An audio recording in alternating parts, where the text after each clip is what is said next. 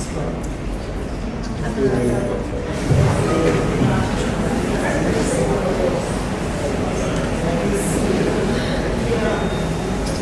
good afternoon. Welcome. My name is Pujan Gandhi. I'll be leading modernist panel. Carriers of Creative Forces. Just wanted to, of course, start by thanking Saskia and Mona, Take, Kala, respective teams, the wonderful discussants on the panel that kicked off this conversation about their more sort of personal experiences with their practices, and here sort of zooming out a bit with the respective panelists and thinking of ourselves, what does it mean to sort of be a creative and what we're doing within our respective contexts to do that. So I think in that way, finding our place in the world, as it were, is really important. And we're all, by instinct,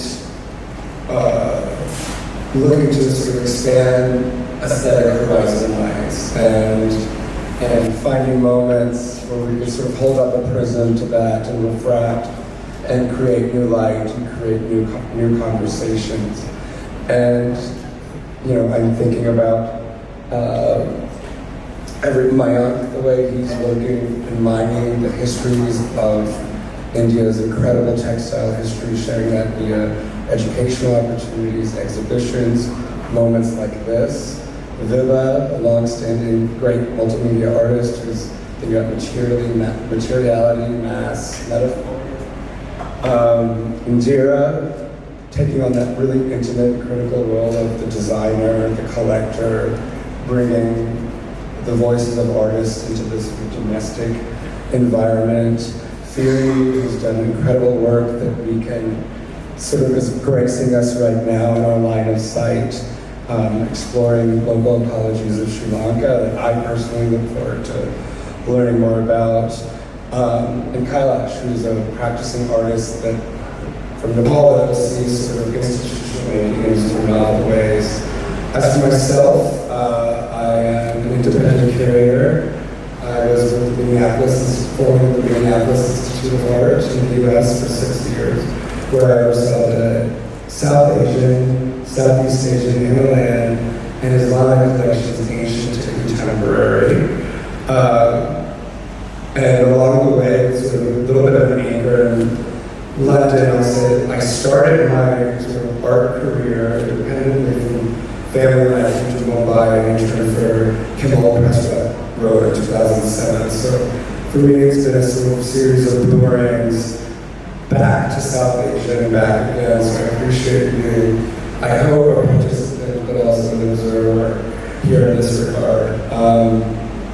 So thinking about this, I was just sort of coming across a publication from a conference held at Santiniketan in 1987. Please correct my pronunciation, put it the way. By K.G. Subramanian, who said, artists dare where others fear to tread.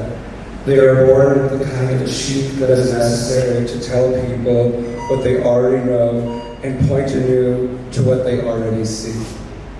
And sort of formulating that and thinking about everyone's sort of respective practices, I think here, now 40 years later, it'll be interesting to see the points where the light is gathering or congregating among us, depending on whatever issues that emerge or not, if there's points of disruption elsewhere.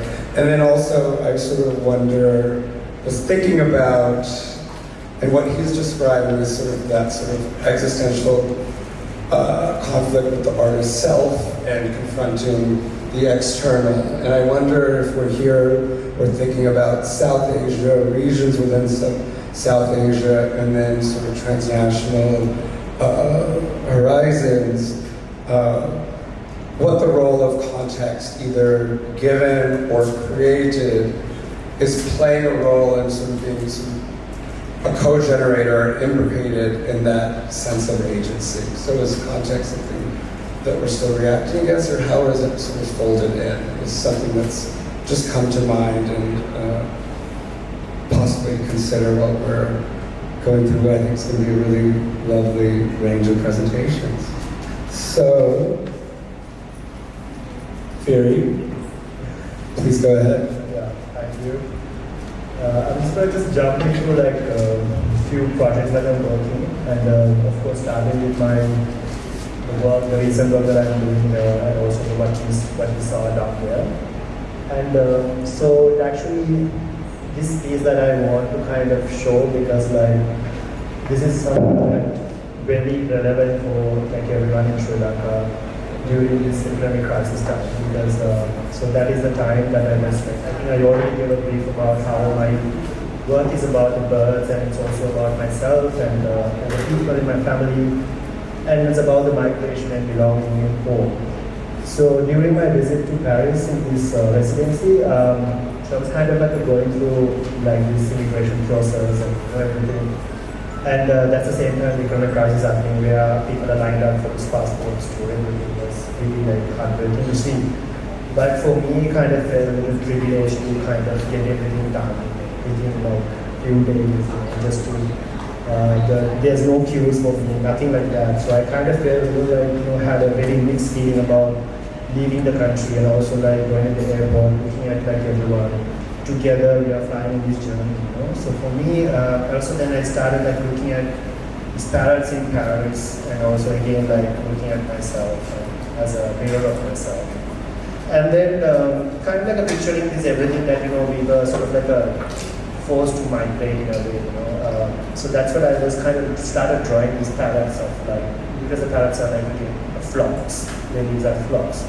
So I started to kind of draw these parrots like in the groups, they're flying together, sort of like depicting this forced migration, because there's also non-migratory birds. So for me, like it's sort of like a pictures about how it's kind of like, maybe I'm also one of the birds, but we are flying together the same different journeys and different destinations and different purposes. So that is what I started to depict there. And so these are like another project that I work for Jakarta Trust. So this project is part of 50th anniversary of the garden, and so we use this garden as a canvas to work. And so for me also, like kind of again, this is a new experiment for me to kind of try a different medium, because I'm also a self-taught artist, so it's kind of doing myself. So I want to kind of explore the possibilities that I want to do. So I'm kind of crazy also. So everything that is very experimental also. So this work is also again started from a sketch I did, and because it's also idea behind it is, again, I grew up in Colombo, like where I see this nature, the parrot, the bird watching, everything is very thing. But for me, the bird watching is something I see in the cages here in Colombo. Always through the windows, it's like very much like a fraction that I see the nature. Because also like when I look at the nature, it's always about through the windows, the grills and stuff like that. So for me, like I'm kind of creating this very organic shape. Found this cinnamon sticks from the same area from Bentoko, and kind of like creating this work where you see these rigid structures like across that, and also it's about representing this architectural form making these organic shapes. And then again, this was like kind of really long piece, but it was small piece here.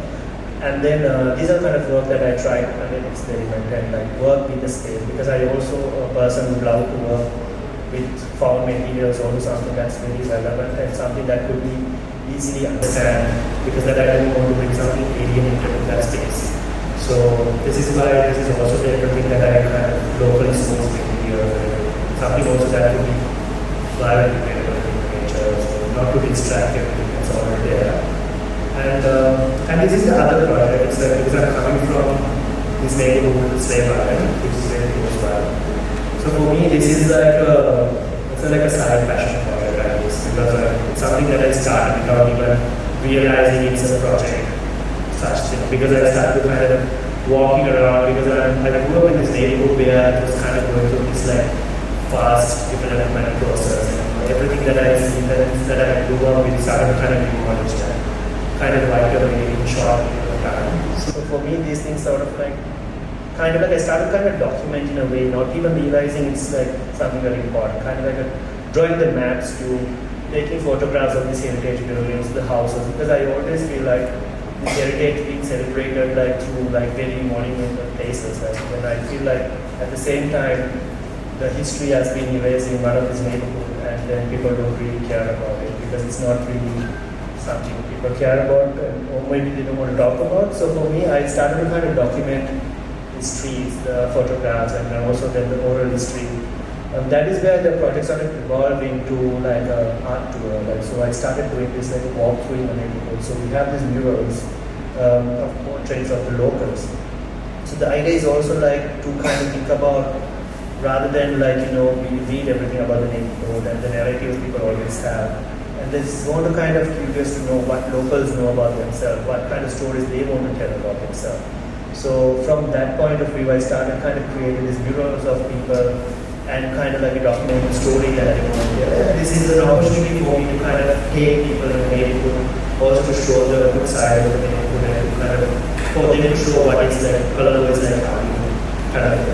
And part of the project also we sort of collect these random objects in the rubbers and stuff like that. And that's one of the cassettes. So this is like a long 1 hour WhatsApp note, voice notes.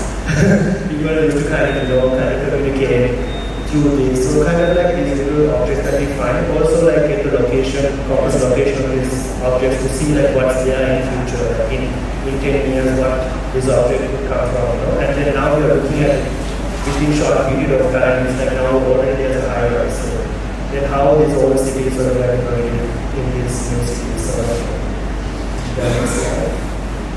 and another thing is that I started like collecting these more photographs from the neighborhood and also the maps. So the map is another way I sort of like document the area because the areas are like alleyways and the lanes that's connected to the larger world that we don't always see on these conventional maps.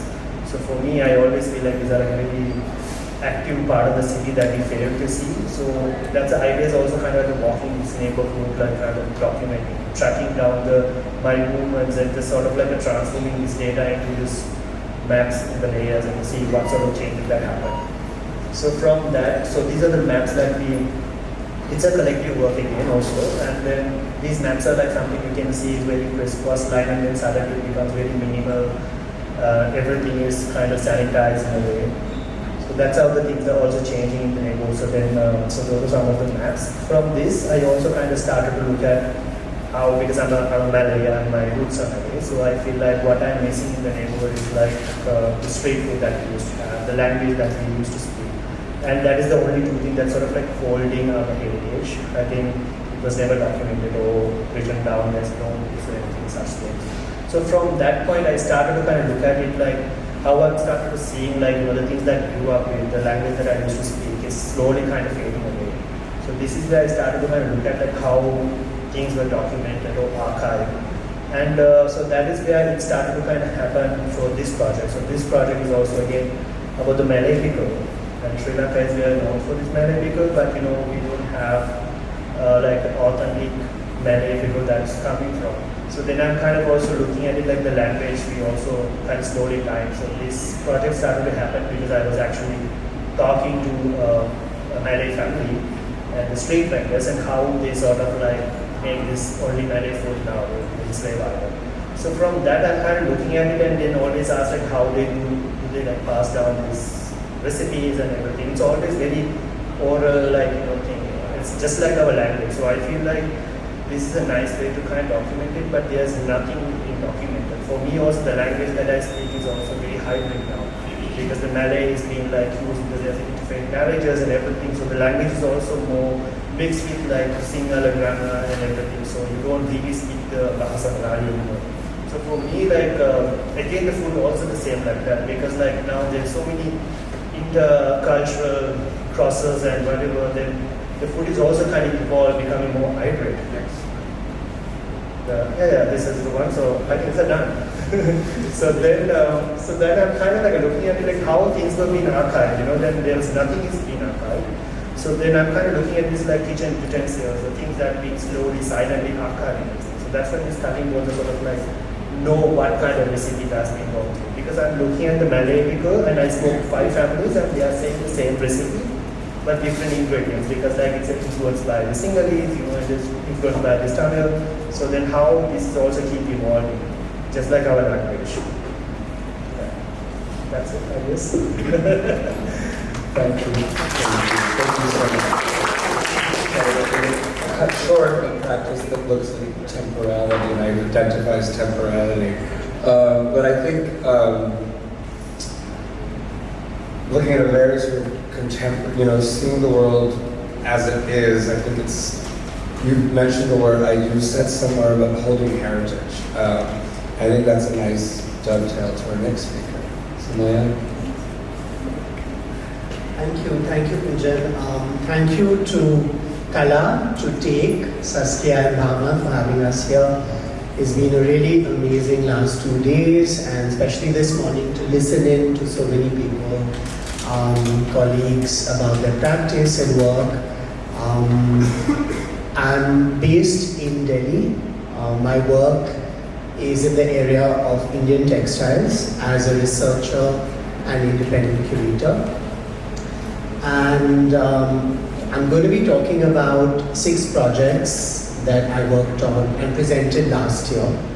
And to try and kind of, all of them are fairly distinct, or they may be perceived as very distinct, but I'm going to try and talk about what are the kind of connections and overlaps and how they all sort of speak to each other as a body of work that visitors had the chance to, or learners had the chance to engage with through my practice. I trained in textiles formally. I trained in India at the National Institute of Design in Ahmedabad, a well-known design institute.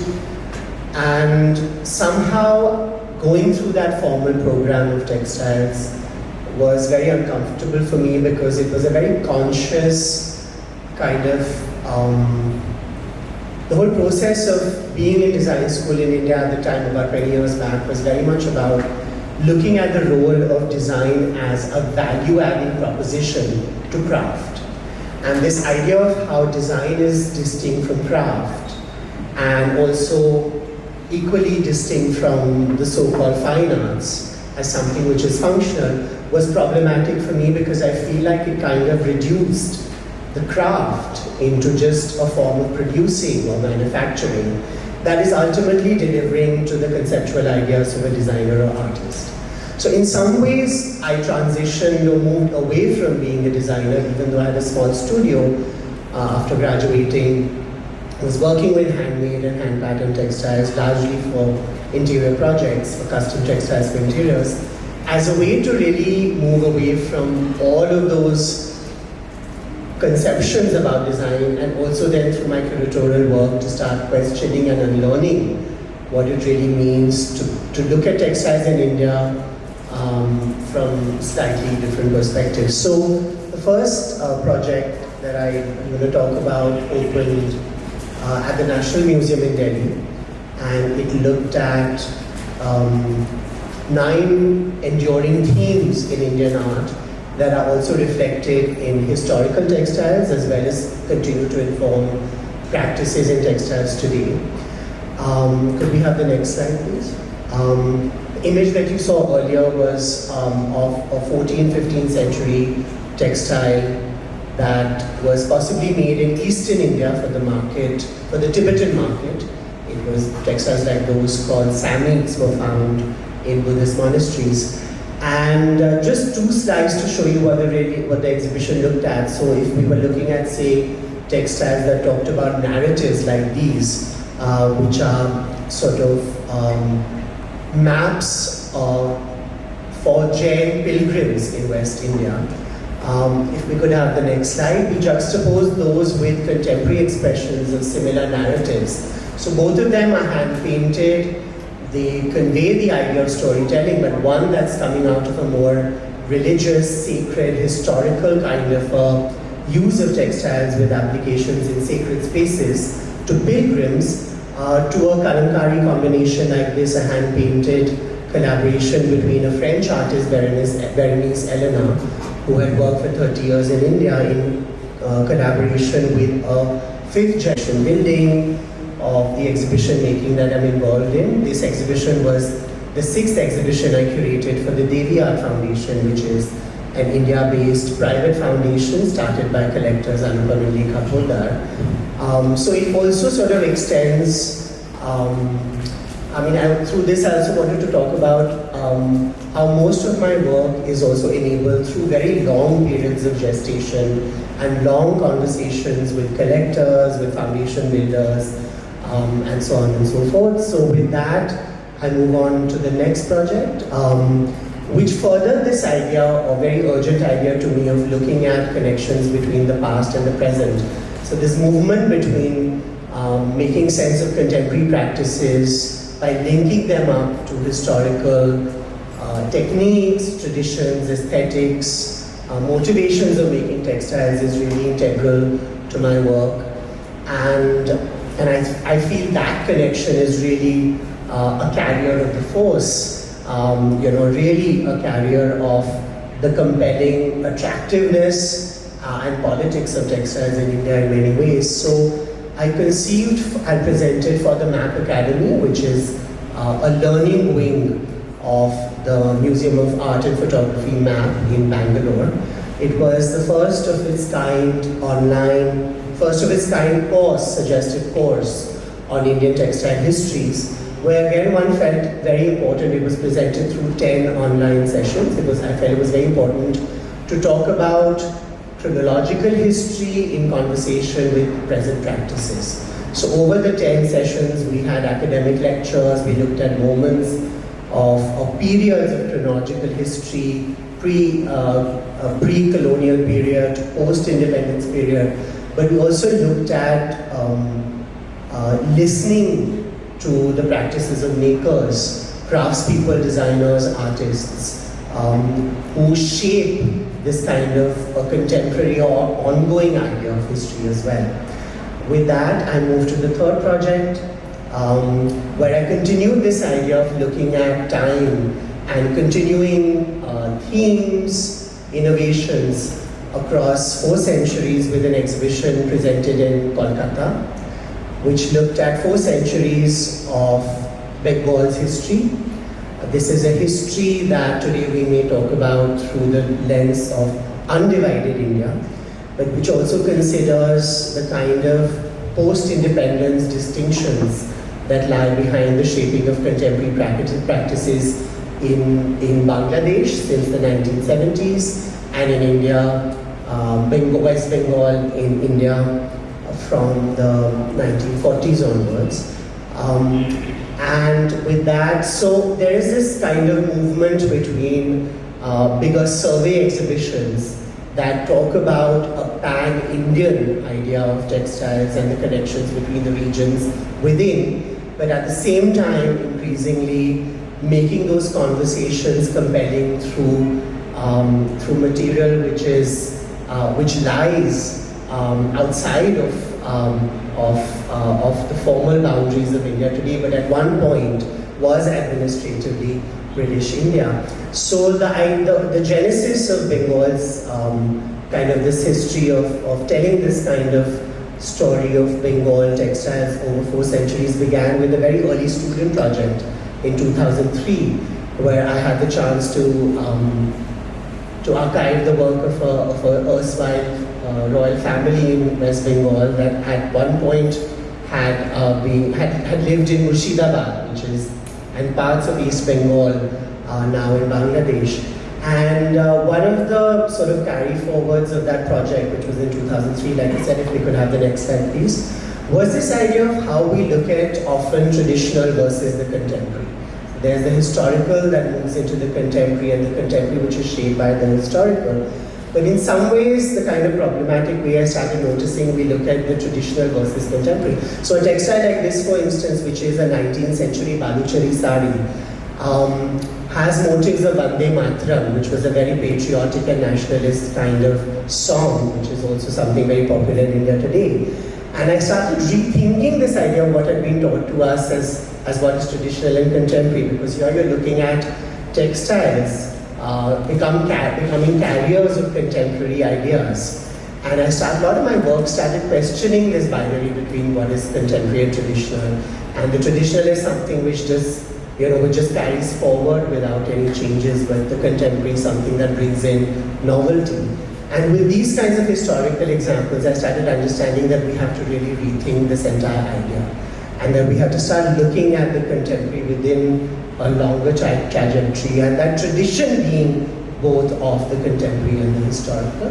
Next slide, please. The similar trajectory which was presented for textiles of Karnataka and the Western Deccan in Hampi, a historical sites, and with that I talked to you about another parallel aspect of my work, which has been to take a lot of these exhibitions to centers where production of craft is alive, and so audiences often become makers of these textiles, and where there are no archives or formal institutions. So these exhibitions become traveling archives or libraries of textiles through which we can speak to not just designers or lay audiences that we often might do in urban spaces, but also in active production centers. So 2 images of this 5th project from last year, which was in a 16th century mandapam, a historical building in the middle of Hampi Bazaar.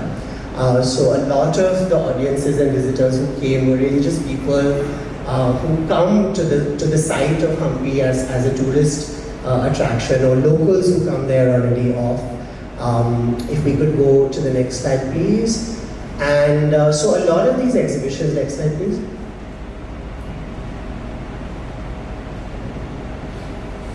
So what also happens is when you stage these exhibitions in many of these historical sites, where there isn't an exhibition gallery or a formal space to provide you with the climate and the kind of environmental conditions to present historical or contemporary textiles, you also start working on local solutions for conservation.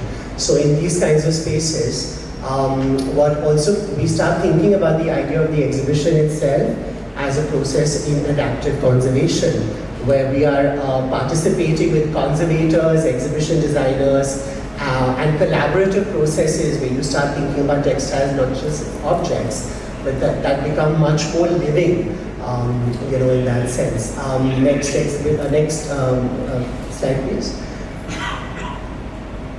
Yeah, and a similar project which I presented in Jodhpur last year, which looked at contemporary practices in surface embellishment and embroideries, again which we staged in some historic sites around a very publicly alive stepwell in Rajasthan, in Jodhpur, in the western state of Rajasthan.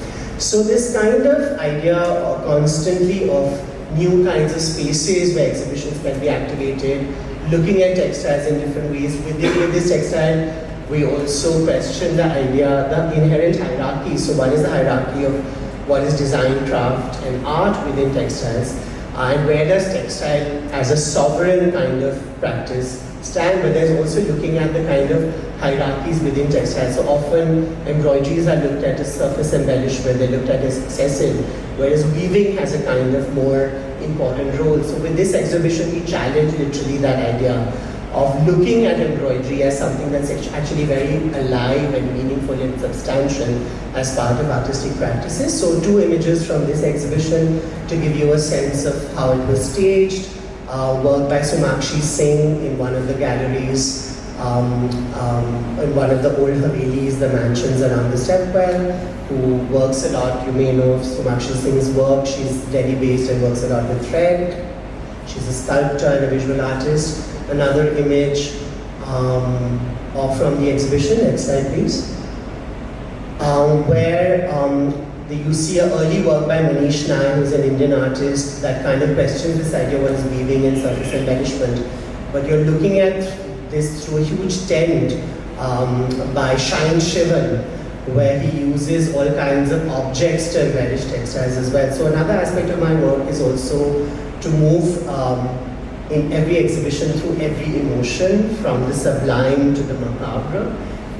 So that's another layer of kind of intervention that I really like bringing in, so that the visitor goes through all moods, literally the 9 emotions that we call navras. And I conclude with this opening work from my most recent project, which was in Paris. It was an exhibition that looked at 400 years of connections between India and France through textiles. I had the chance to curatorially lead the project and work with Christian Dubutin as a creative collaborator. He designed the exhibition. And just to leave you with this opening image where we actually recreated an 18th century French antechamber in an apartment totally covered with Indian textiles. This is the way that when in the 17th century cotton, block printed, hand painted textiles were exported to France, they would furnish every aspect of an interior space, whether it was the lampshades, whether it was the chairs. So we brought that idea again, but this time the fabric was the House of Tandadu, which is a contemporary Indo-French brand recently started between an Indian textile designer and a French entrepreneur that's also trying to revive some of these historical designs, but today. So just to give you a glimpse of these 6 projects as a way to establish some of the recurring thoughts, persuasions and approaches that I bring into my work. And yeah, thank you for listening. I hope that was interesting. Thank you, Mayank. I was fortunate to see the exhibition in Delhi. It was sumptuous, and of course making sense of the historic and the contemporary, beautifully conserved, displayed. I think sort of thinking about the requirement of that objectivity of observing these phenomena and leaving with this aspect of trade design. I think it's very sort of fitting to next introduce Indira, and we're going to talk about, well, I'll let you take it away. Design, living design, as it were. Thanks, Pujan. So just to set the context, I myself have Sri Lankan, half Swiss. I'm living in both countries. I work more on design, interior design over there, and here in Sri Lanka, besides some other project that I do, I'm a small art collector. I've started collecting contemporary Sri Lankan art a few years ago, and this is what I'm going to talk today in my presentation. Yeah, so these are pictures of old barns in Switzerland. They were traditionally used before more as a working agricultural structure, used to store hay, grains, tools, and also to shelter animals. So they were places more shaped by rural life, more also by survival, and definitely contrasting a lot with comfort and design. Next slide. So these are some of my projects where I started working on barn transformation. So when I'm at the start of the project, I'm always thinking that it's very important to listen to the building in itself. So because these structures are full of memories, they carry time in their old wood and stone.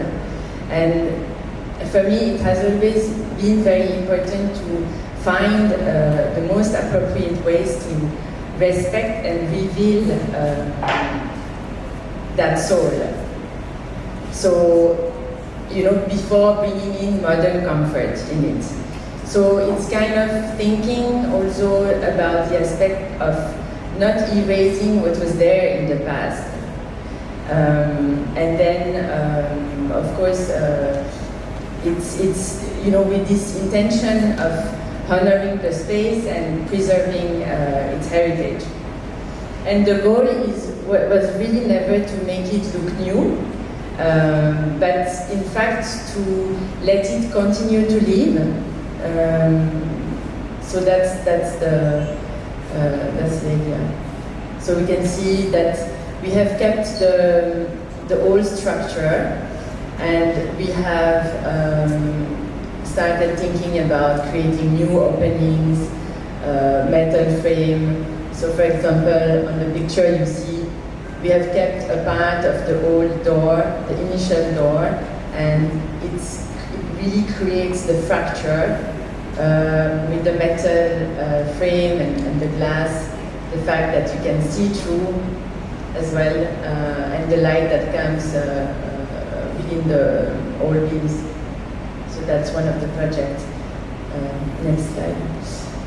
Yeah, so it is really within this framework that a few years ago I've started introducing contemporary Sri Lankan art. At first it felt really like a contrast between the mountain and the tropics, the old wood and the bold expression. But quickly I have realized that they were actually speaking the same language for me, because they both carry memories, resilience and stories of survival. So it's almost, in fact, like the emotional depth of the Sri Lankan art would kind of mirror this old wood and the stone, and then suddenly the space feels human. And that is why I keep, and I'm a strong believer that art for me has never been seen only as decoration, but it is more of a bridge between cultures. Yeah, so this is, these are some of the interiors where I blend the rustic feel of the mountain style, and then you can see some of the Indian textile, some of the batik from Sri Lanka, from Sonali, the Sri Lankan mask from Ambalangada. Yeah, so next slide. Yeah. And so now I'm just gonna speak about this slide. So this is on the right. This is an interesting work by a talented Sri Lankan artist called Anupa Pereira. This is my latest acquisition, and I have actually acquired this piece to place it in one of my latest projects in Switzerland. And when I bought the piece, I really thought that it was interesting to see the cup and the teapot, which really reminded me about the old times, and which really echoed well as well with the fact that we have designed the kitchen in a very vintage style. So that was going very, initially that was really going well. And then I saw the red fish. And the red fish for me was what actually intrigued me the most about the piece, and really brought the contrast and the life. And then when it is placed in a room, it really creates a quiet tension, which actually make the space feel more alive.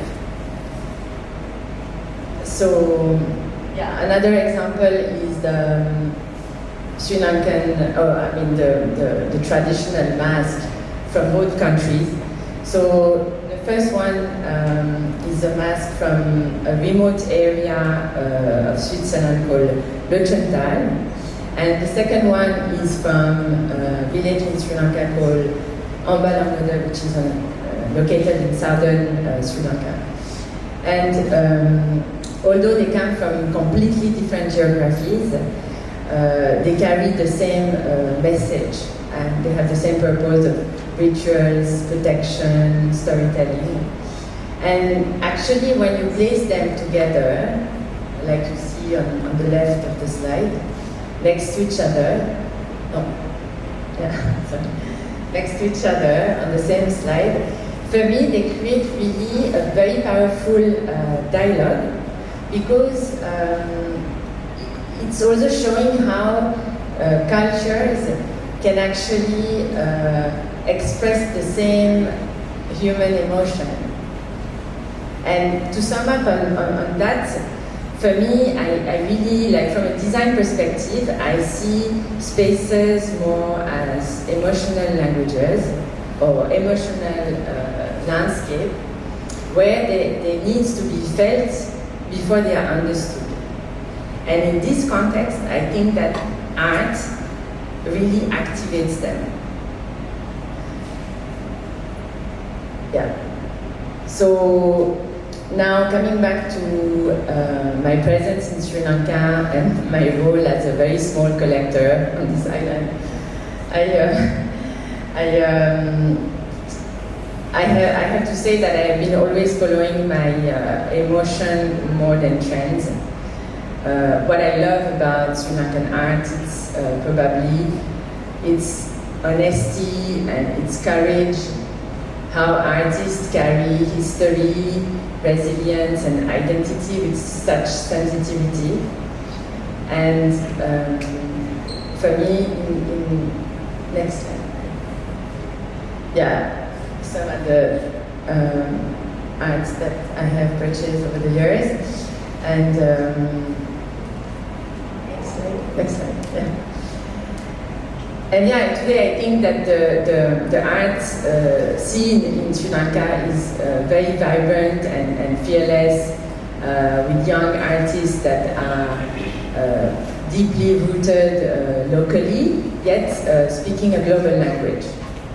And for me, in my Colombo home, I'm just trying to give these voices room to be seen. There is a painting of Firi. Room to be seen, to grow, to travel, while actually staying true to what and where they come from.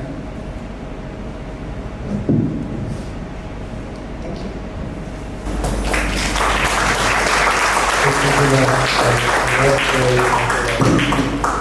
Listening, and then responding and acting, and also what a difference sort of engaging with the local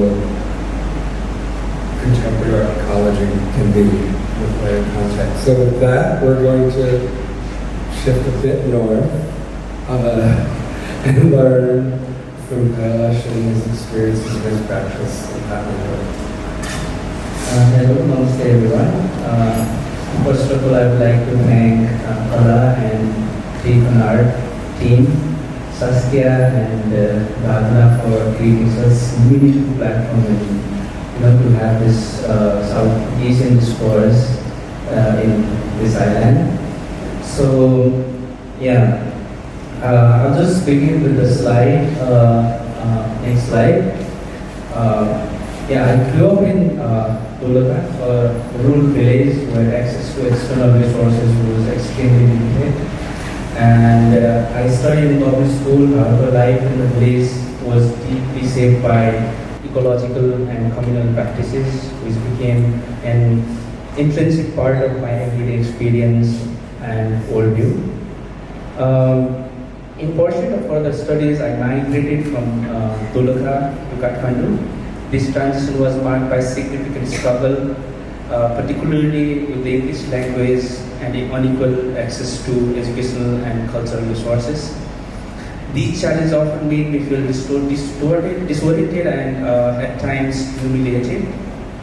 Yet within this period of uncertainty and difficulty, my instinct gradually pushed me towards art.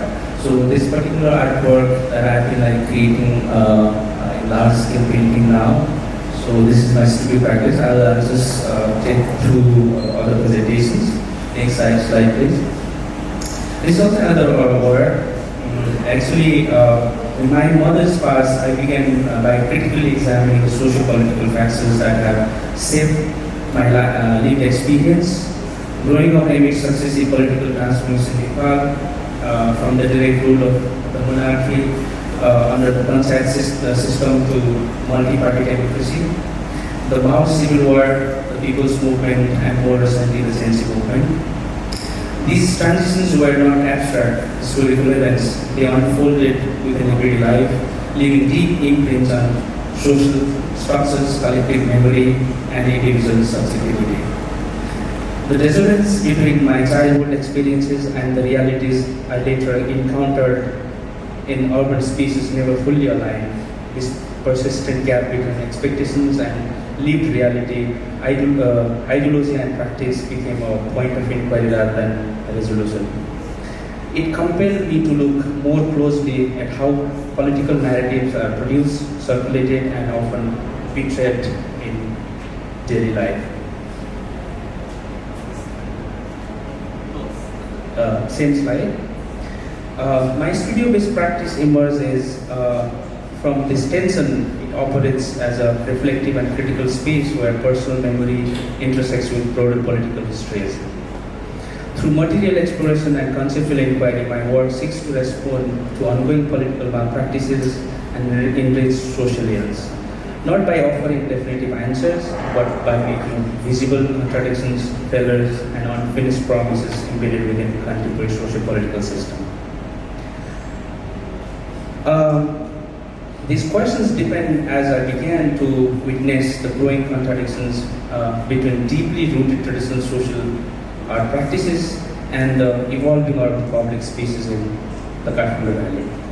Amid its rich architectural heritage, layered histories of art and culture, and embedded community rituals, public spaces increasingly operate as a site of visual clutter, neglect, and unregulated interventions. The tension between this cultural depth and its contemporary erosion became impossible for me to ignore. In response, my inquiry moved beyond the private confines of the studio. What began as a personal space for making gradually transform into a collective space shaped by my own struggle to find a critical environment to dialogue with fellow practitioners. It became evident that artistic practice must engage directly with social realities and foster exchange beyond individual or local perspectives. Next slide. This realization led to the evolution of Art Studio that was back then my personal studio space. Beginning as my personal studio space, it has grown into a community-oriented platform where creation, curation, critical engagement, and education converge to create its own ecosystem. Today, Art Studio also hosts international artist residency programs, bringing artists from around the world into this culturally and historically rich context of Nepal through contemporary art. The residency expands the dialogue between local and global practices, allowing cross-cultural experimentation while reimagining deeply rooted in the social, architectural, and artistic realities of the Kathmandu Valley. Art Studio operates at the intersection of artistic creation, public engagement, and shared responsibility towards cultural and social spaces, cultivating a space where both local communities and international practitioners can critically engage, collaborate, and co-curate.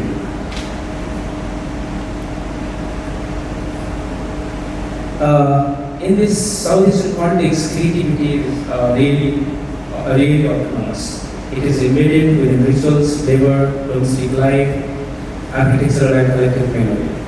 Materials do not simply represent culture, they carry it. My work navigates the intimate scale of the body, the relational scale of the community, and the structural scale of the organization. Each acting as a conduit for cultural energy across time and place, and also reimagining the space. IMU is an ongoing collaborative art project initiated with 3 artists and practitioners from my village. The project centers on material culture and local knowledge from forms of knowledge deeply embedded in ecological awareness, economic sustainability, and socially integrated cultural and creative practices that are increasingly overshadowed by consumer-driven culture. These local methodologies are not isolated techniques or static tradition. They are living systems shaped by seasonal rhythms, collective and creative labor, and social and ritual celebration. Within them exist histories of care, resilience, and interdependence that continue to inform how communities live, make, and relate to one another. IMU operates through co-creation rather than singular authorship. The work is not concerned with representation but with relational making, where artistic production becomes a shared process of listening, exchange, and mutual recognition. Through contemporary art interventions, the project seeks to contextualize and contemplate and contemporize this knowledge system within today's cultural landscape. By working collectively, I view challenges dominant narrative of contemporary art production and foreground collaboration as both a political and ethical practice rooted in place yet resonant beyond its immediate context. For me, as an artist and as a cultural practitioner, a central question has always guided my practice. How does creativity travel? How does it move through communities, and how do communities in turn respond to it and also sustain it? A project that embodies this inquiry is the Dolak Album, a community homestay art residency program that I curated very many Dolak where I was born. This residency emerged in the aftermath of the 2015 earthquake, when the village had lost every home, including my own, built by my father with his life savings. In this context, art could not exist as an external object or urban luxury. It had to live within the community, respond to its reality, and move through its people. So Dolak Album, where I carefully, selected interdisciplinary artists from visual to sound, performance, and local practices grounded in indigenous knowledge and creative practices. All artists were hosted in the temporary shelters of residents affected by the earthquake and invited to work not their usual materials but with what the local environment offered. They were challenged to respond to the landscape, cultural history, ecological context, and the lived experience of the village, as well as the knowledge embedded in the daily life.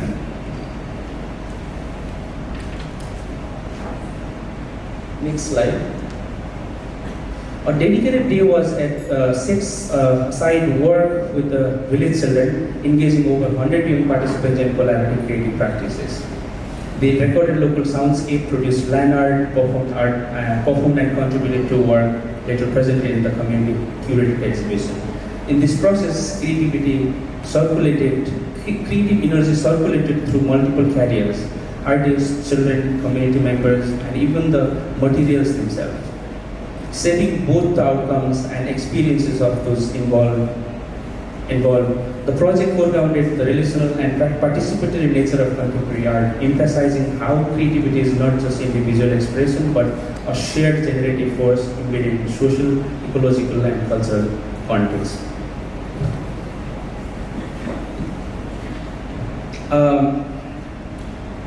The residency was also grounded in care beyond creative engagement. It offered psychological and financial support to families affected by the earthquake, demonstrating that art's force is both relational and regenerative, carrying energy, memory, and resilience. At Artudio, you approach art as contextual, co-creative, and embedded in life rather than separate from it.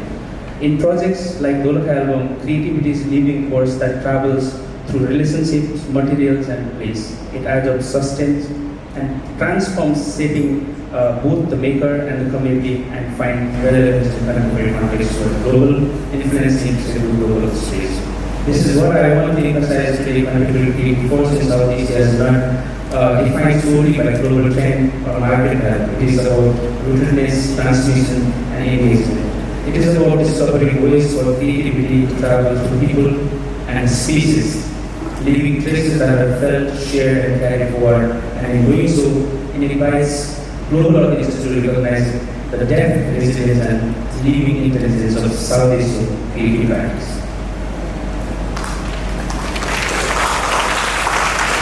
The last slide that I want to, is an update, is like, in my current practice, I'm just trying to bring yours as a figure, like how yours can come to the artwork and then co-create the artwork and celebrate the contemporary, time and space that we are living together.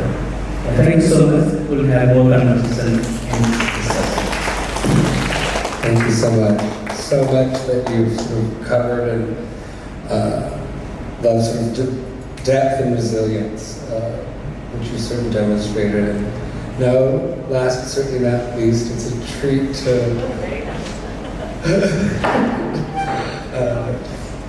to introduce Vibha, who's leaped through many structures and was among the first, as growing up in sort of the diaspora, her work was among the first artists from India I saw in the flesh, outside of India, that is, when I was an intern at Jack Shademan Gallery, 2009 or 10. You had some work there.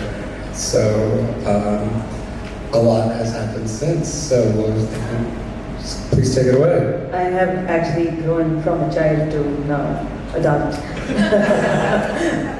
I have. Yeah.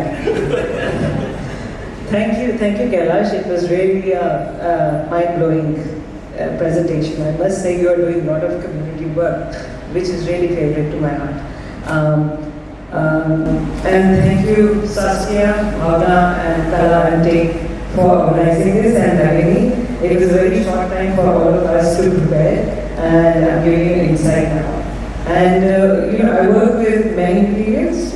I'm trained as a printmaker, but from printmaker I have taken a lead towards sculpture and installation, and I use a lot of local materials and found materials in my work. So that's why, when I was invited here, he told me about that how our banner is going to be very mixed, and he wanted me to focus on my public art projects. And so I thought I'll focus more on my land art practice, because I am one of the artists who started doing land art practice very early in my, living in India was very difficult that we were working with land art. Now it is more and more common, but in those days it wasn't. So, I used to end up going out of India and doing my land art practices. So this is a recent work, so I thought I'll start with this, which has just opened 4 days back in Alula for the Desert X Alula. So, they have really beautiful desert, which is really vast, and you feel that nature is, in front of nature we are just nothing, we are just very little. Like artists have made really huge work, like this work is also really huge, but it was very tiny in that setting, and I think that overpowering of the nature is really, really meaningful in this setting, and also it tells us that how ecology is to safeguard, and that's what my work is about, that I work around a lot of climate change issue. But being an artist, I do have to play with the materials, so I do play, and I tell the story of time through materials and, artistic sensibility, if I can say. So the work here, what you see, we have made, this is the third iteration of the work, and wherever the work goes, it takes local material. So, basically, we are using the rubbles. So you see, this was in South Africa, this was done in Delhi itself. In Delhi context, I always think, and it is my experience, that roads are full of these discarded rubbles, so basically this is the illegal dumping of rubbles or the concrete waste in other manner. And in other parts of the world, it can be climate change, it can be war. What images we are seeing these days from war zones, it is all about rubbles, the waste of concrete, what we see, and they actually represent a lot of memories. It talks about loss, it talks about other things, which I think we commonly understand, because humanly we are talking about the same emotions and same sufferings. But in certain part of the world it is different, because it is being, basically they are forced on them. If we talk about climate or war zones or conflict zones. So the work actually talks about that, and that's why these circular works are being made, where you can actually go inside. Next slide, please. You can go inside and sit down and listen to the sound piece. There is a sound piece which talks about the memory, the loss, the world we are heading to. There's a underlying question in my work: where are we going from here on? Climate-wise, economy-wise, politics-wise, where are we going from here? So these are some of the images where we reflect the rubbles from in India and South Africa, or there are images of the, like Nepal, I think, when the flood, when the earthquake happened. Yeah, some of the pictures are from there. And this is a poem which is being recited in the, it's just a part of the poem which is recited in the sound piece. Next piece. And this is another work, the Sal Foundation's, the founder is sitting here, who invited me for this project, Saladak, and now it is turned into a Biennale, which is a big deal.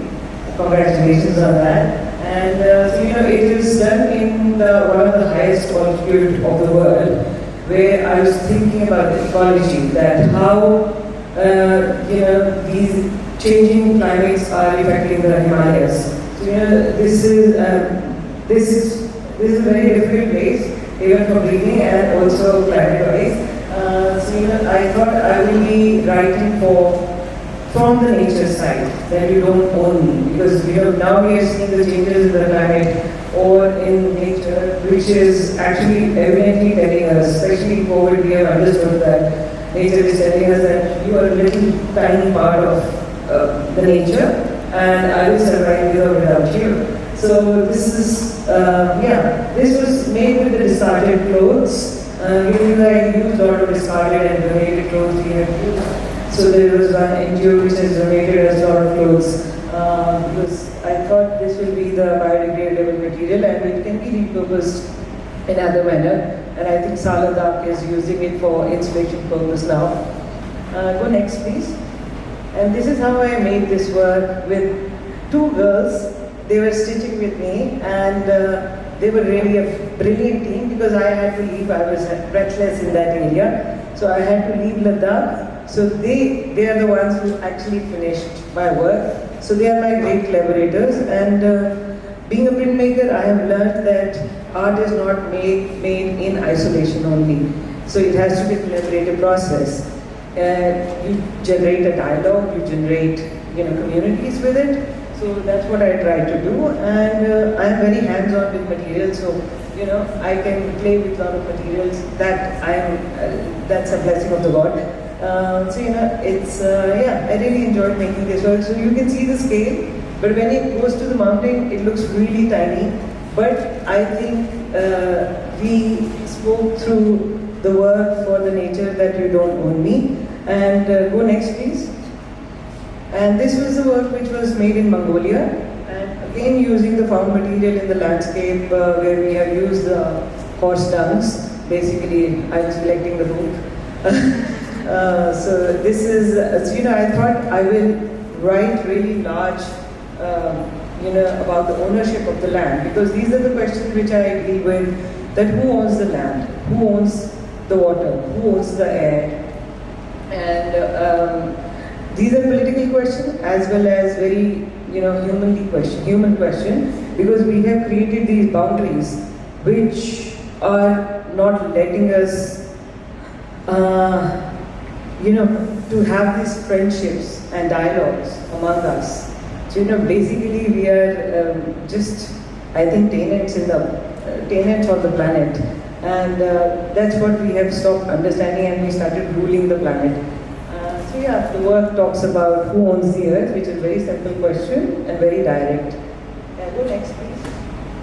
And this was, you can see some of the close-up and the working methods. Go next. It was very primitive to work there because we were really far in nowhere. So there was hardly any material or hardly any means to make art. This was done in Delhi because I worked a lot around the rivers in Delhi.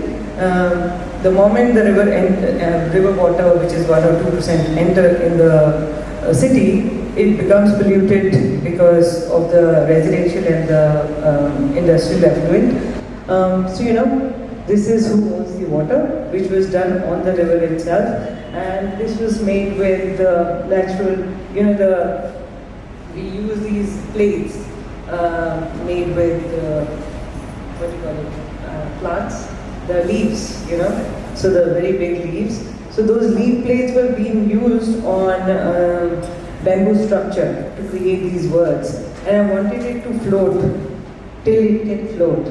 But that day, somehow the flow was much stronger than what we expected, and it just died out in between. It was just for 1 kilometer it ran, but we managed to shoot it well, and we have created the dialogue at the river itself. This is another aspect of my practice. So these works I have never shown in any presentation. This is thanks to Pujan, who asked me to show my other side of the practice. This was one of the dinners. So I do these dinners where I ask these questions about the local communities or the site-specific question. Like here, I was in Jerusalem doing my residency, and I saw that how Jordan River's water is not being shared as such with Jordan or with Palestine. So Israel is really controlling the water also, and a lot of other things. I need not to go there. So we did this project, and it was a great dialogue among people to understand their own political landscape. So this was the landscape where we started from the starting of the Jordan River. So this is basically looking at the geographical zone of Jordan River, where whatever the food is grown. Sorry, I'm mixing some word. I'm forgetting some word. So geographically, whatever is grown around the river. So we use those foods to create the local recipes. So it goes till the end of that Dead Sea. So Dead Sea was the white wine. So because it's salty. Go to next picture, please. And then we ask people to come on the table and start consuming the food. As they consume the food, the river was getting empty. So that was the idea, that you become more immersive and public participatory project to understand the whole project, that what we are doing to the resources of the planet. Yeah. So this was another iteration which I did in Asia Society, New York. I was invited with the same project towards the water, where we invited actually the experts to speak about the changing ecology around New York and other places. Basically there were 5 people who were nudging the questions, so they were my interlocutors, but nobody knew that who is the interlocutor. So there were questions through food, through maths, through everything. We were posing these questions about water. I think there are some slides there. So these are people who are really expert about. They are environmentalists, writers, professors, poets, and this guy, he's a musician. He's a wonderful, wonderful musician. So we invited all kind of people to talk about where we are going from here on and what can be done, and how cultural people can be involved in the policy making rather than in isolation. Because certain times policymakers are not that empathetic as artists or creative people can be. So I think inclusion of creative people in policy making is another necessary point which we bring out, or which I understood through the conversation on this table. Yeah, and the table was mimicking the what is the river name? Sorry. Thank you. So yeah, Hudson River, pointing a finger exactly. Go next, please. This is Manthan. So Manthan is inspired from a story from Vishnu Purana, which is Samudra Manthan, which was a sea churning episode between the gods and humans. So basically, that's what they are trying to fight the light nectar out of the sea. But here I'm trying to figure out the sludge from the soft rather than I had these 4 people as point a finger towards anyone, but yes, there is pointing a finger and it's happening. So this is Manthan. So Manthan is inspired from a story from Vishnu Purana, which is Samudra Manthan, which was a sea churning episode between the gods and demons. So basically, that's what they have tried to find the life nectar out of the sea. But here I'm trying to figure out the sludge from the river. So I had these 4 people as 4 people acting in my film who were actually living around the river. So I asked them to take train them site specificity that how it's important to talk about this work. So the story goes like this, that we will be promised or we think that there is a promise back for us. We think that we will be always safe in our environment. That's the human nature to be hopeful, but now the COVID happens, and then we suddenly feel that homelessness is there, and the world might be any stage of end. So that's why I thought, and there is a public participation, or there is I have gone to the landscapes which are basically drastically changed. Talk about this work. So the story goes like this, that we will be promised, or we think that there is a promised land for us. We think that we will be always safe in our environment. That's the human nature to be hopeful, but now the COVID happens, and then we suddenly feel that hopelessness is there, and the world might be at the edge of end, and towards the end, you don't know whether it's dead. So this was a film where I wanted the landscapes, and so I made a picture just to resonate the situation when we are damaged. So the film is called, I think, 17 minutes or something, and it is going to different landscapes and experiencing this loneliness of a person who's looking for another person in those landscapes, but not able to find it. And towards the end, you don't know whether it's a dead person or he's going to survive or something like that. So I made a fiction just to resonate the situation, what we are going through or what we can reach into. So there is a hazmat suit, which is worn by actually 4 people. So you never know that there is a man behind or a woman behind, or what kind of color is there, because that's where we are reaching. I always think that we really need to eliminate certain things from our society, as for that matter color or class difference or religion for that matter. So in this film I try to address that as well. Go to next please. Yeah, this is another work where I'm again talking about ownership of air. So all the 5 elements are under a big threat, as we all know, but we keep ignoring things and we don't know how to actually solve the mystery or solve the problem. So one day in 2016, I think, 2016 I was reading this newspaper, where they were talking about the bad air pollution in Delhi, and immediately below that there was the news of buying an air purifier and advertising of air purifier. So I found it really absurd. So I find these absurdities which we have surrounded ourselves with. So I can buy an air purifier, but then there's a difference of class. There are certain people who cannot afford to have a water filter or to have an air purifier in their houses. So that what are they gonna do? And then I started researching about it, and then I come across this guy who became an overnight millionaire in England by selling the air from England. I'm like, they're air jars, they're jars, normal jars. And he's selling it for £85 to £150. That was the price. I was like, wow. And where is he selling? In China mostly, and India. India, very little part. So it was on eBay and Amazon. And I was zapped. And he was 28-year-old, and then his whole family started to collect the air because they were selling jars and jars.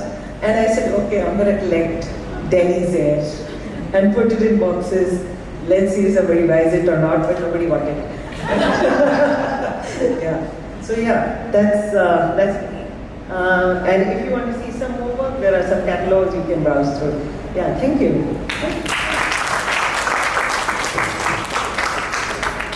Thank you. Thank you so much, Vibha. I think a really helpful reminder to sort of position ourselves as creatives, taking on these burdens, as it were, to remember that it's a huge landscape, and we're also in a Herculean task and how much there is to do. That's always going to be the contrast, and I think that's a theme that's come up again and again. Material history, contemporary, between political strife and creativity, between different cultural contexts, and it seems broadly what everyone sort of is able to do is sort of create an own space, or sort of create their own aura for the viewer, the audience, and And that's sort of a space where the creativity can happen, and that's how this whole space.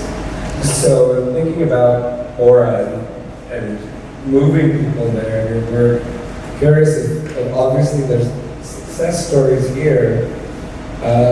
If you want to share moments where that was questioned, or sort of the process of arriving there, so the challenges and triumphs.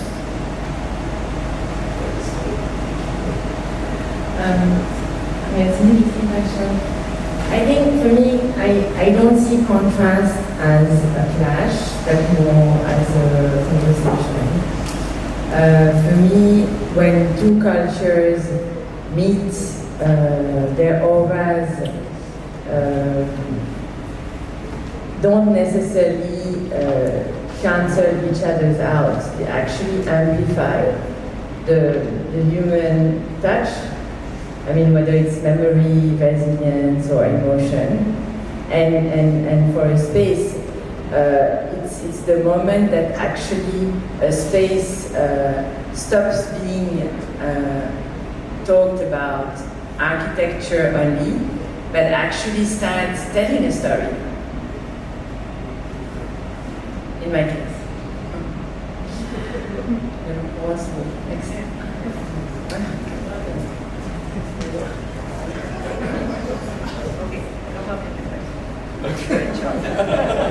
Sorry, I missed it. Next question. Okay.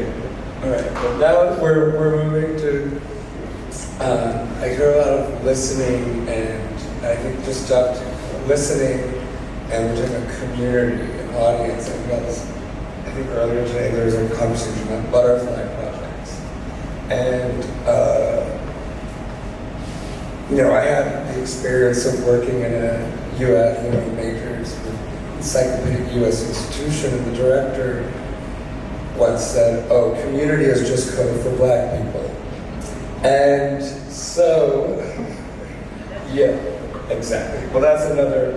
And so I wonder, when we are being generative, and this is a question from how, when we talk about community, we talk about engagement, we talk about audience, we talk about learners, in a South Asian context, or in these various contexts, when have you found that it's been sort of genuine and productive, and when have you found that you get these sort of reductive, perhaps even insulting impulses, and sort of justifying why you're doing something?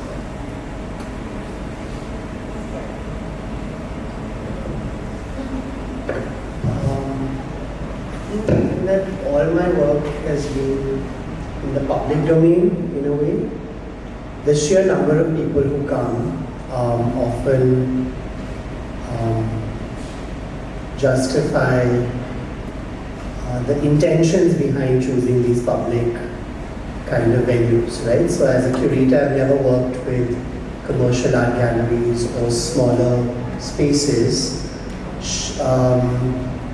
only because of the limitation that they have in terms of the kind of movement and accessibility that my projects, may face. So I think in my case, I don't think I've ever faced that kind of criticism about whether these projects are addressing a community agenda or not. I mean, it's just the sheer choice of venues. Most of them are, you attend without paying a ticket. And so I think I've not personally, in the work that I've done, ever faced that. But I think for a long time, I put it in a different way. I think for a long time, the idea of doing projects or presentations or working with textiles also meant speaking to an audience that was often considered as being preoccupied with aesthetic concerns. So I think there was a different way of looking at, so I think the criticism was sort of like, oh, textiles are so, they only function at the level of aesthetics, they only function at the level of, they're always very beautiful, and you're talking about these kinds of things. And so the idea was to use that actually, the idea of aesthetics, and therefore there's a lot of effort that goes into designing exhibitions, into making verbal sort of visual juxtaposition between exhibits to actually suggest that the aesthetic is also political, because then the minute, so I think that was a criticism one faced at some point. And I think that one was quick to grasp that, you know, projects were being perceived only at the level of form or material or patterns and motives. And it was important to therefore to narrate them in ways that go beyond as well, you know. So I think that with that, I think the idea that aesthetics can be a tool to invite you and then kind of give you, you know, tools to think about materials that you're presenting in different ways became really important. One of them, for instance, was about using, so all our exhibitions have a narrator. So while we have text, and we have text in local languages, often because these exhibitions are staged in varied geographies, the importance of having a person who can guide you through the exhibition, tell you the story of the exhibition, has become really important. So these are some of the ways through which one has been conscious that that the idea of community doesn't become restrictive. If that kind of answers the question. Yeah. You know, when you work with the community, so you should, I mean, like how you're approaching your practice with the community itself, you know, like there are always like two kind of perspective that exist always, right? So one is a bird eye view perspective, and another is like, you know, like the perspective that exists there, you know. So working with the community, if you like work without, you know, any prejudices and going there, you know, working with them, creating space for them, and then, you know, respect their coexistence. And as Firi was mentioning earlier, you know, like when we talk about like art, we always think about like our practices first, right? But when you go with the community and then, you know, bring these, you know, like local materials as a means of expression makes big sense, you know, because the material that they have been using in their daily life, and they're approaching to those materials, and the artists that we are, you know, approaching the same material in different contexts or different perspectives make big differences. You know, that's how, you know, like art, the power of art that I realized in that particular time when we kind of, you know, collaborate and have conversation about it, you know, approach of it. I mean, that's something very, you know, like enlightening for me when I work with the community people. Because, for example, in Dolak album, how we approached to those materials were like, you know, so we talked about their practice, we talked about their history, we talked about their knowledge production system, we talked about the materials itself, you know, and then bringing this trust from the community people is something very, you know, unimaginative, you know. So how they are trusting artists to sort of keep their personal belongings to use as our means of expression, you know, or like keep in the art piece itself was something very unimaginative for us, you know, like, and it happens throughout the process, you know, like if we don't put our prejudices, you know, back in the head, and then go with the flow, and then trust them, and then you build the trust with them, and I think it just happens something magic there in the community, you know. And then at the end, for example, you know, Chinta is like the bond of worry within the community space, using the bamboo, you know, asking the community people, come with your, you know, piece of bamboo, make art in the community space, you know, and then make them part of the process, you know, and then bringing their, you know, like voice, bringing their kind of approach to the materials or their stories to the artwork. Actually, you know, they appreciate in a different way that we have never imagined actually, you know. So at the end, you know, sometimes, you know, like the things that we are taking to kind of, you know, destroy, they kind of, you know, approach, let's not destroy it, you know, like let's keep it like that, because they also appreciate the aesthetic of it, you know, like. So, for example, Chinta Bon, like we were like take to own that artwork within the local context, you know, and then with that particular moment that we were kind of having a lot of pain losing our houses, you know, and then so they were saying like, let's not burn it, you know.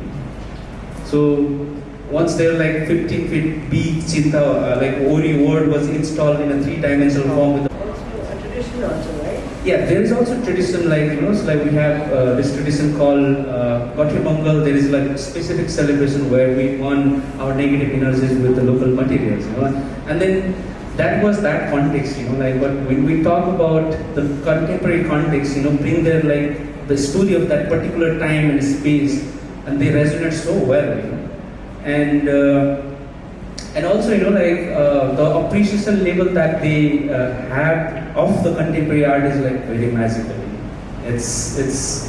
I never thought of like contemporary could appreciate contemporary art in that way. Yeah. So similarly, I think when you work within the communities, it's like it teaches you a lot. Being an artist, you learn rather more than sharing your own thoughts. So you just go in and immerse yourself, and then you just work with them. So this is what I always do. Like when I was making Manthan or the other film, so we were using locals. Okay, can you wear this hazmat suit? So people were like, oh no, I will look very bad. I said, you will not be even seen. So convincing them and making them hear about the work, what is the work going to do, and what the work is going to become. Then slowly they start opening up. So it's basically you are working like in social worker, going to those communities and trying to say that let's open up. Like I made this work with a community of people. I mean, there are sex work community in Delhi where the houses only pick their women out. So it's very difficult to navigate, to talk to them, penetrate between them. Sorry, yeah. So Rajagad actually, and so those communities. So, when I went there, it took me almost 4 months to just build friendship with them. And after that, I said, okay, I'm going to bring so many magazines. Because after that, I thought they want to look at fashion. So, I brought a lot of fashion magazines with them. And it was just a great community. They started talking about, the body language of other women or men. Then they started cutting the pictures. And then I said, okay, let's make collages with that. So, this is how we started. And I tell you, they were brilliantly made collages, and then we gave it to NGO to raise money for the community itself. And it was such a great experience always to go into the public space and work with them. Like when I was making the future fable in India, and I asked these, the truck guys, can you give me your waste rubbles where you are taking it for illegal dumping? So can you take me to there? It's like navigation of different kind, and then you're using material of your own time. So yeah, I think this is how we learn from the community.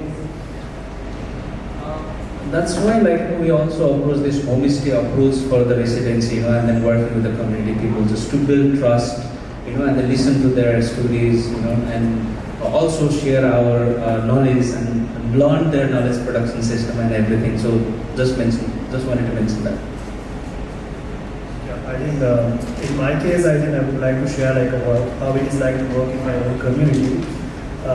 Because it's like, even though I'm coming from there, it was very difficult to get people on board, because this place has been used as a sort of like a testing ground, and people have been used like a guinea pig for all this corporate interest.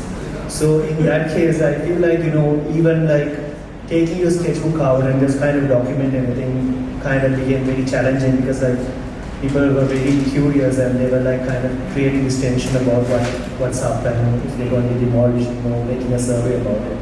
So for me, to kind of build that trust, it took some time. That's what I kind of felt like these long-term projects, is very important. The commitment that I have with them, because also I'm very sensitive about what I'm going to create, because I'm coming from that area.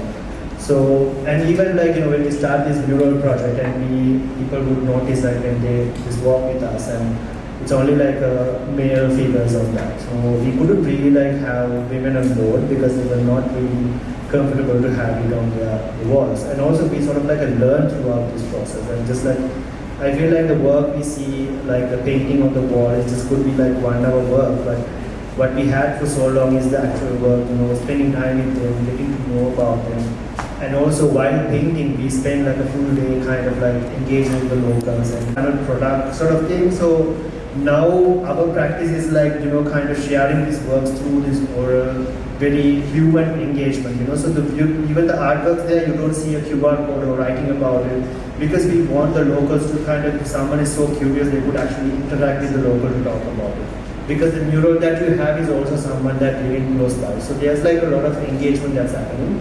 And that's how we wanted to kind of create this work. It's like very much like human interactions should be there. So now also artworks are not there anymore, because the project is also not focused on beautification projects substance. So it should be like, it could evolve with the people. So some of the works that even when I show on the slide, you see the work is there and this food cart is there. So sometimes you don't even see the work. It's sort of like wanted to be part of the project.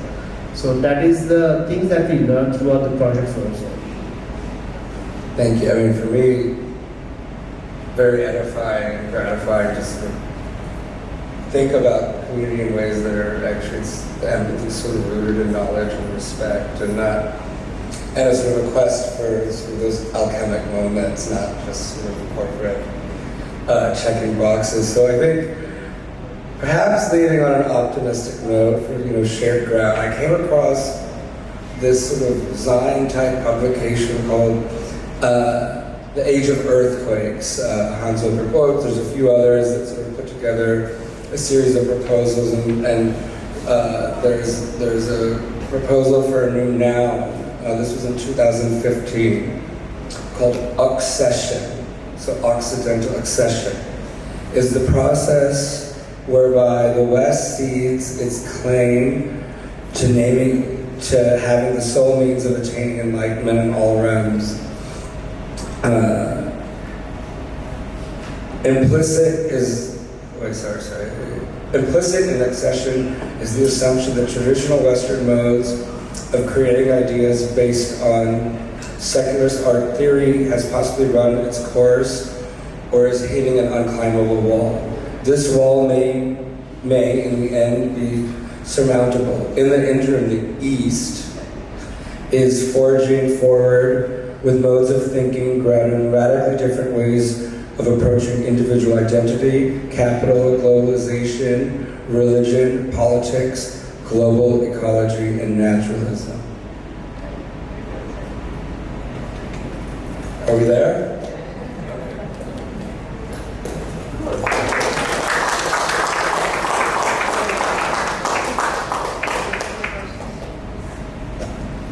Any questions? Thank you.